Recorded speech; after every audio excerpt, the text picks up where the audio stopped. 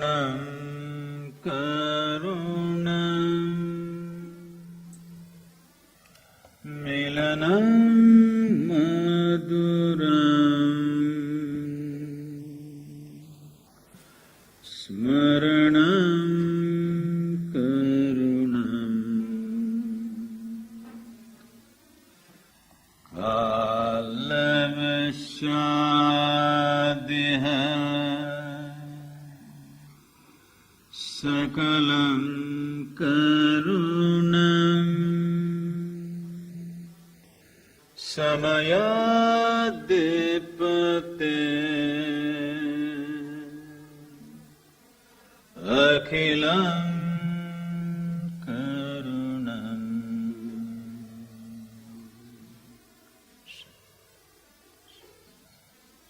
Namaskaram, namaskaram to everyone. I said namaskaram. That's better.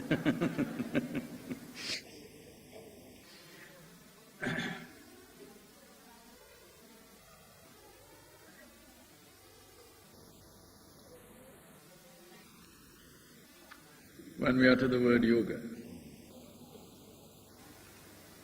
there are too many misconceptions and interpretations as to what it is.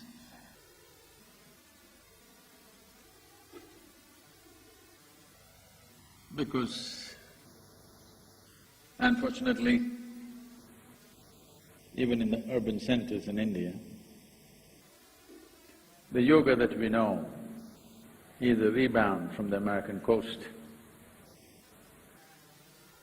So, somehow, yoga went to the West and got sheared off all the other aspects, and only the physical, skinny physicality of yoga came back. So what is yoga? As all of you should know, the word yoga means union, all this stuff. That's true. Fundamentally, what is it that this can do for me? Why should I invest my time and life in this process? In this process called what is being referred to as yoga.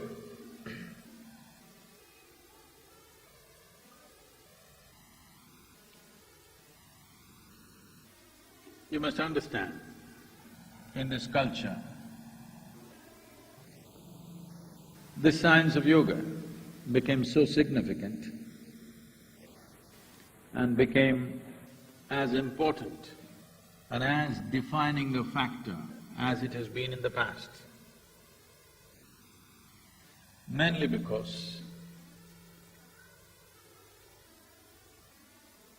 this will not be a popular thing to say, but we must know that this is a godless culture. Though we know the technologies of God-making, we know how to manufacture a god. This is the only culture which still remembers that we created God. Everywhere else, people started believing God created them. When I refer to the word God, I'm talking about a certain being or a certain person somewhere up there. Yoga became of supreme importance in the past, in this culture, because this is not a land of believers. This has always been a land of seekers. The basis of seeking is a true seeking can truly happen within you only when there are no assumptions or presumptions within you. Belief means concretization of assumptions that you have made, which may be culturally convenient, but not existentially, it has no relevance. So the science of yoga took precedence over everything else because to seek, you need tools. without tools, if we try to do something, being the way we are as human beings, our rate of success with anything would be extremely poor. Today we dominate this world. Of all the other creatures, human beings are dominating this world mainly because of our ability to use tools. Otherwise, probably a colony of ants would have dominated us. Well, the most fierce animals that we can think of, tigers, lions, in terms of strength, an elephant, these were all creatures which terrorized humanity of the past. But today, these poor creatures have to be saved from us, simply because of our ability to use tools. We are dominating this planet because of our ability to use tools. There is a screw in this furniture. If I ask you to unscrew this, if you use your hands, you may lose your fingernails and bleed. You can use your teeth, you'll lose some of them, but the screw will not come. But if I give you a simple screwdriver, in a minute you will get it out. This is the power of a tool. So in this culture we realized the significance of tools, not only tools which can transform our external situation, tools which can transform our inner situation. So the many processes of classical yoga are just subjective tools to transform the inner realities of who we are, in body, in mind, in emotion, and on the level of our energies. And in the deeper dimension of our consciousness, we created tools as to how we can make this one happen the way we want. Because if you live long enough, only some young people, you may be still romantic enough to believe somebody in your life will happen exactly the way you want them to be. You still have such hopes. But the older people, you ask them, they know nobody in your life will happen 100% the way you want them. They'll happen to some extent, never 100% your way. No human being on this planet will ever happen 100% your way. Not your husband, not your wife, not your children, not your parents, not your friends, not even your dog. These days they do their own thing. So they don't happen your way, that's not the problem. The problem with life is that this one is not happening my way. This is the big problem. So the tools that we employ to create external situations, they work to some extent. That will bring comfort, convenience, access, but it will not bring well-being. If well-being has to happen, we need tools to transform our interiority. The different systems of classical yoga are just these tools, offered on various levels. But unfortunately, though these tools are subjective in nature, because we today have come to this place in this world that unless we can physically prove it, it is not science. My experience is not good enough, what's happening within me is not good enough. A meter has to tell me that what I'm doing is right. Because of that, across the world today, we are trying to shear yoga off all subjectivity and make it into a very physical thing. It still works, fortunately, but that's not the best way to use it. We must understand, in this culture, the only thing that you have worshipped is yoga. In the sense, who are the people that you worship? Well, your Shiva, your Rama, your Krishna, the biggest icons in the country.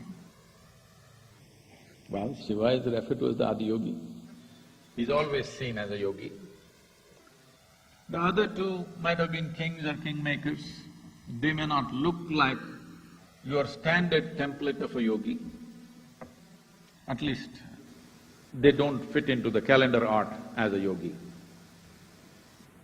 They got kingdoms, they got crowns, they got wives. They don't look like your standard template of a yogi. But what is it that you worship about them? I want you to look at this with some sense of openness. When you perform action in your life, any kind of action,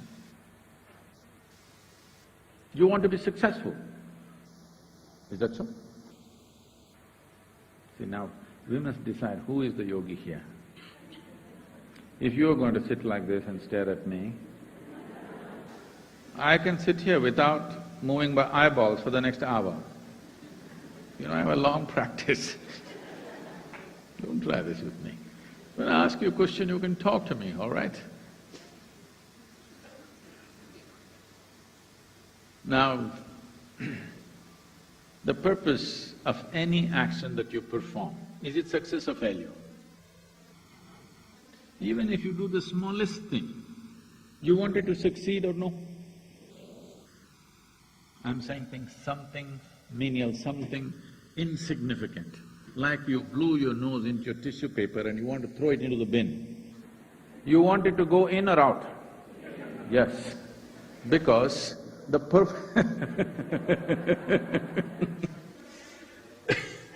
the purpose of any action is success.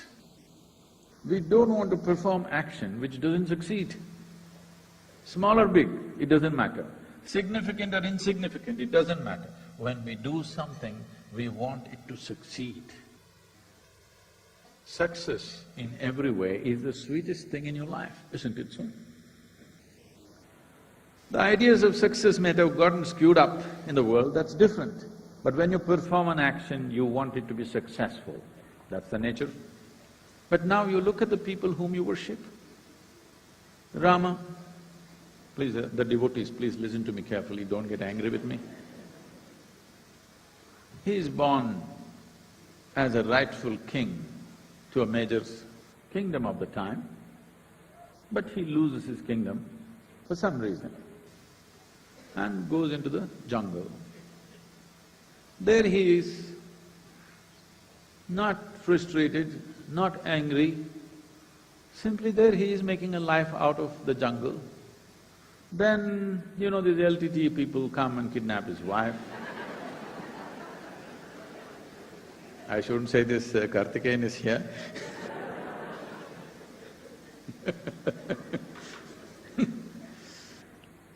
Then he becomes despondent, he loves his wife, so he goes in search of her, goes down, has a bloody battle down there in Sri Lanka, then burns down the entire city, then recovers his wife, political pressures, so he has to put her through the fire test, which he doesn't want to do. Then he brings her back, makes her his queen, again political problems. So again sends her back to the jungle and she's pregnant. Then she delivers children, no sonogram was done, so he does not know whether it's boys or girls, he does not know it's one or two, but she delivers two boys in the jungle. These boys grow up in the jungle, king's children, but they grow up in the jungle. Then unknowingly, he fights a battle with his own children. Then she dies in the forest. You call this a successful life? I'm asking you, no. But we worship him. We worship him not because of his success in the world. We worship him because it doesn't matter what kind of situations life threw at him, he managed who he is perfectly well.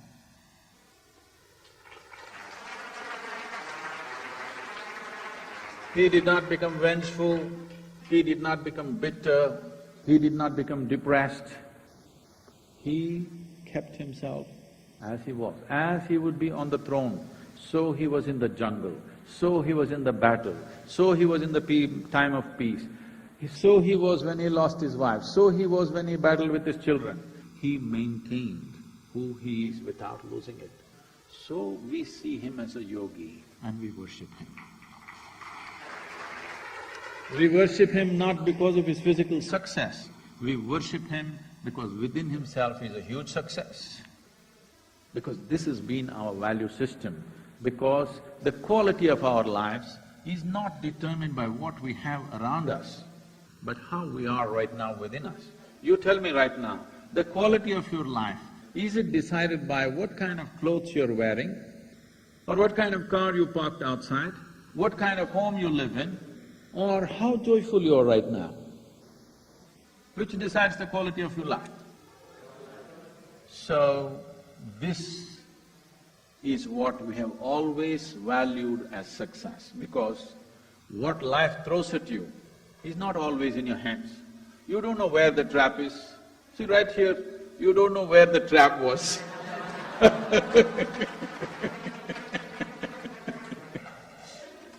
But what life throws at you is not your choice. What you make out of it is 100% your choice. If you're able to exercise this choice till the moment of your death, no matter what life throws at you, you can exercise this choice. How to respond to it, what to make out of it is entirely in your hands. You become worthy of worship. This is why Ramas, Krishnas and Shivas have become worthy of worship, not because of their super success in their life. They didn't succeed. Neither Krishna succeeded, I want you to know. His entire life was committed to bring political process and spiritual process together. He strived hard, he travelled extensively, tried to deal with all kinds of idiots and brutes, yes, on a daily basis. You have to if you want to do something in the world. But in the end, the entire process ends up in a colossal, disastrous war. His own people get all crazy and he gets killed by that. But we worship him because no matter what happened, he went through it joyfully, untouched. Life can do whatever it wants, but what you do with it is entirely yours. If you exercise this, you are in yoga. The tools of yoga are towards this. It may throw all kinds of traps at you, but everything, you make it into your well-being. That means you are using the tools of yoga. Whether it is in terms of health, physical health, mental health, emotional health or spiritual health. If you are using the necessary tools to create this within yourself, that means you're in yoga. Because essentially this is a tool to go through the world untouched. The simple process of living. What is… please don't torture the child. The simple process of living, just to earn a living, eat, sleep, reproduce and die one day. How much fuss? What else is the most of the population doing? Just this? Just to survive, earn a living, wish to reproduce, otherwise you can keep quiet. But how much fuss? How many ways human beings are getting twisted? I don't know to what extent you're exposed to human suffering. Every day I'm meeting thousands and thousands of people.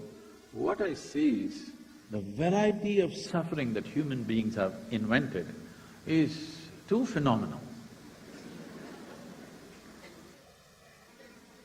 You give them anything, they're capable of suffering it. You give them nothing, they'll make enormous suffering out of it. They are poor, they suffer the poverty. Make them rich, suffer the taxes. Uneducated, they suffer lack of access. You put them to school, endless suffering. Not married, they suffer that. get them married. I won't say anything, I didn't say anything. I didn't say anything. You are the ones, I didn't say anything. No children, they suffer that. Give them children, daily suffering.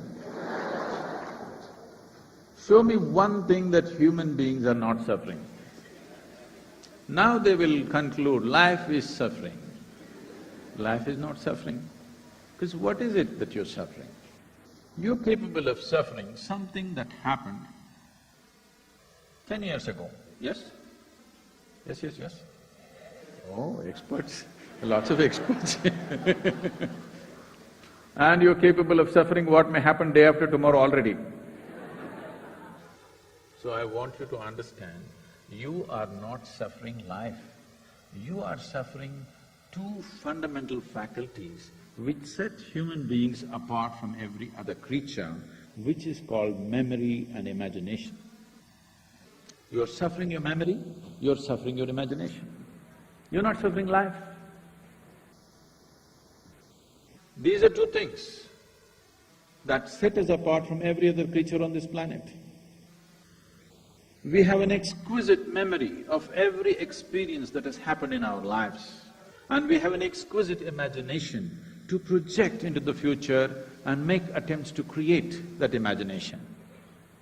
But these are the two things you're suffering. If you're suffering yesterday and tomorrow, it does not mean you're suffering life, you're suffering your memory and your imagination.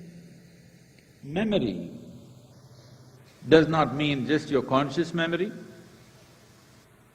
In yoga, we look at human memory as 8 different dimensions.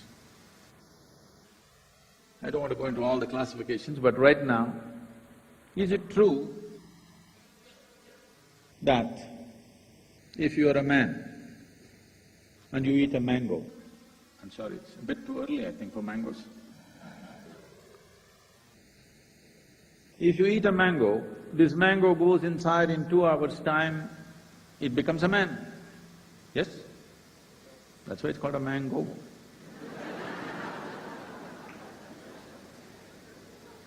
If you're a woman, you eat this mango, in 2 hours' time it goes inside and becomes a woman, yes or no?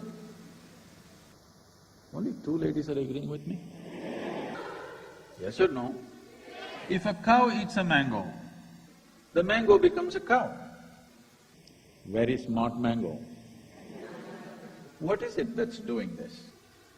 It is just that there is a certain volume of evolutionary memory in this. Whatever you put into this is what it will become.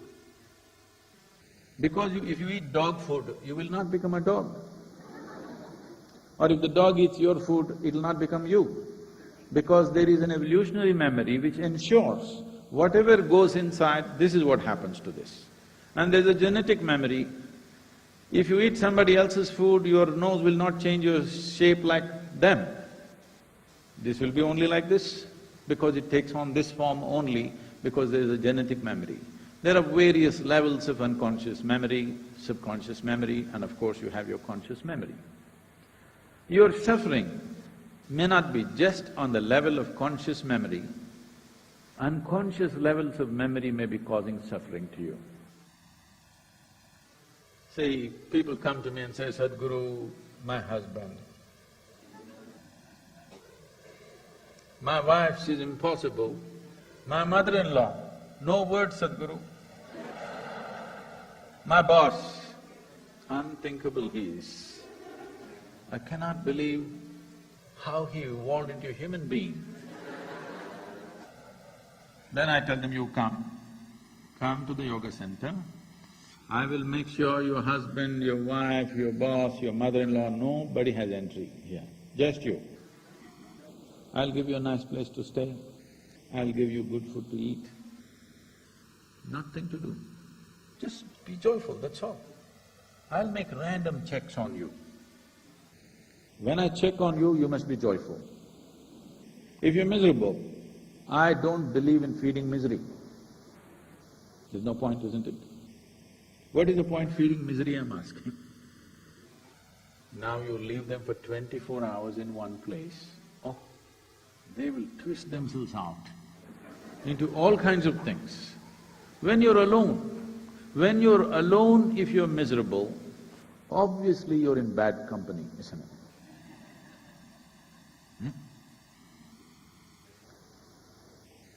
So, yoga is the tool to fix this one. Because your experience of life is determined by this one, not somebody else.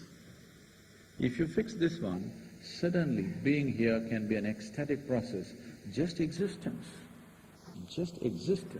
can become absolutely ecstatic. When I say ecstatic,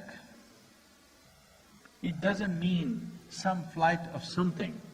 No, it is a certain level of pleasantness. In language, the highest level of pleasantness we can call it as blissfulness or ecstasy. The peak of human experience, generally in English language, is described as ecstasy. I'm saying you can be in the peak of your experience. If your body becomes pleasant, we call this health.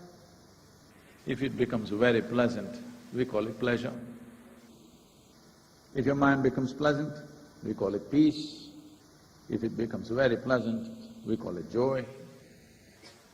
If your emotions become pleasant, we call this love.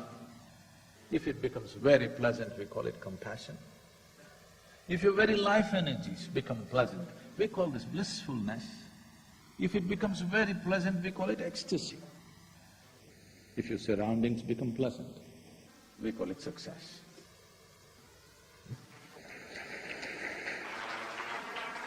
Now, only creating your surroundings into a state of pleasantness is a challenge because it involves many people. If we want to make this place pleasant, we need all your cooperation, otherwise it's not possible.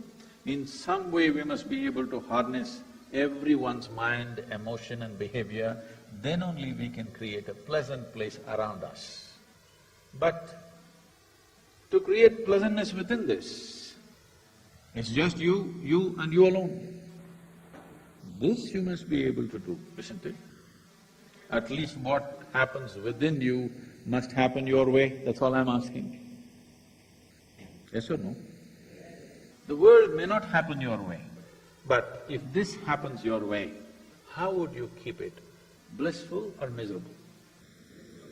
Please make a choice, I'm going to bless you right now.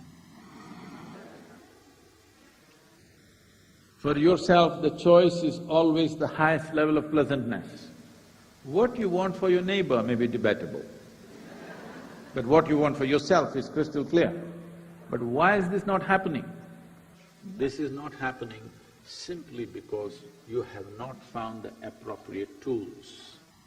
This is the business of yoga, to give you the right kind of tools to create health, to create well-being, to create a joyful way of existence, to make the experience of life truly ecstatic. These are the tools, yoga is the tools for this purpose. We do not know whether you will climb Mount Everest or not. You may not have the legs or the lungs. I do not know whether you will run faster than Mr. Bolt or not. I do not know whether you will become the richest man in the world or not.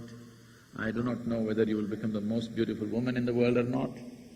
But this must happen, that your experience of life on this planet is pleasant.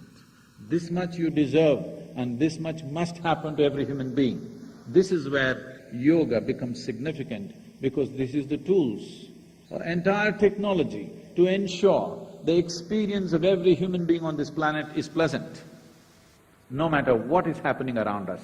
Because what is happening around us, we can only make it happen to a certain extent. You cannot control it 100%. But I'll ask you a simple question. Let's say right now you're feeling wonderful. If I come and meet you at this moment when you're feeling wonderful, I'm sure you will be wonderful to me.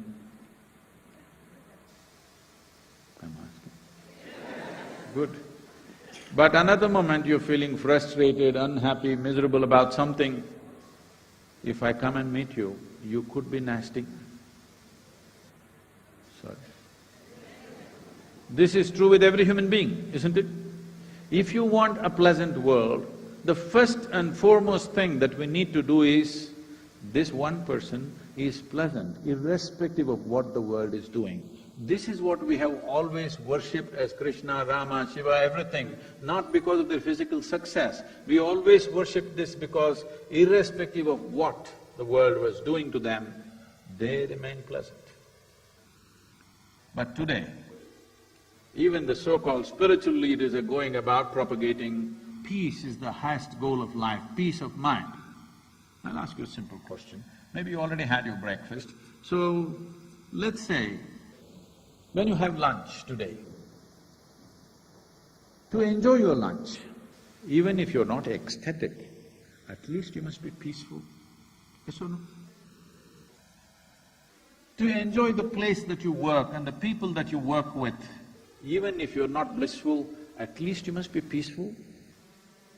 To enjoy your family, to enjoy a walk on the street, at least you must be peaceful. So I'm asking you, is peace the ultimate goal of life, or is it the most fundamental requirement? Most fundamental requirement. But unfortunately, we've raised it to heaven. If you say peace, people say divine peace. If you say love, people say divine love. If you say bliss, people say divine bliss. These are all human things exported to heaven. I was to speak at Tel Aviv a couple of years ago. I'm flying in from Atlanta. I'm to land there in the morning and speak 6:30 in the evening. But because of some flight delays, I land up there at 6 in the evening. So I'm quickly changing in the airport to get there on time, because in these 33 years I have not been late to a single appointment in my life. No. It's not something to clap. Everybody is supposed to be where they're supposed to be at a given time. Unfortunately, it's become a great virtue. Then I'm famished because I'm traveling an American airline and there's nothing edible on the plane. So I get to the destination, the venue, and to my joy, I find the venue is a very fine restaurant. I'm speaking in a restaurant. I thought, this is great, life can't get better and I'm so hungry. Restaurant is the best place to go. Then people are greeting me and one man comes and says, "Shalom." I ask him, what does it mean? He says, "This is the highest way of greeting." I said, "That's your opinion. What does it mean?" He says, "No, really, this is the highest way of greeting." All right, what does the word mean?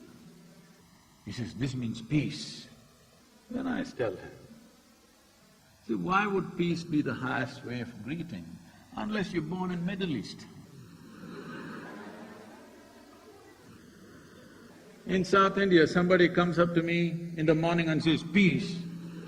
I'll say, "What's wrong with you?"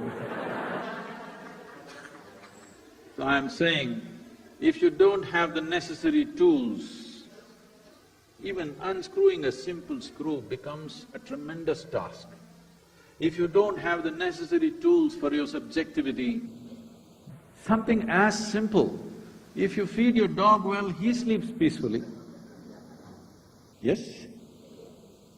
Something that simple has risen to heaven simply because people do not have the necessary tools. What I see is today, as the human intellect sparks, as it is today, more people on this planet can think for themselves than ever before. Once this happens, I see in the next probably 50 to 70 years' time, a time will come when all the solutions in heaven will collapse. Because even if God comes and says something to you, unless it makes logical sense to you, you're not going to do it. Already you're becoming like this, but still you're little afraid, you're still God-fearing. But in another 25 to 50 years you will see nobody in this world is willing to do anything unless it makes sense to them. When this happens, when heavens collapse, heaven will collapse, But human longing to experience something more will not go away. I predict in another 80 years' time or 100 years' time, if we don't do a very serious campaign to bring tools of inner well-being for every human being on this planet, 90% of the population will turn to drink and drugs. This is why yoga is of phenomenal significance for the coming generations. Thank you very much.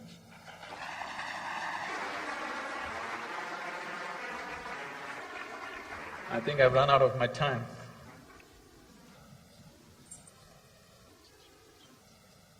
Is it okay? Thank you. Doctor? Nugget? It's okay? Thank you.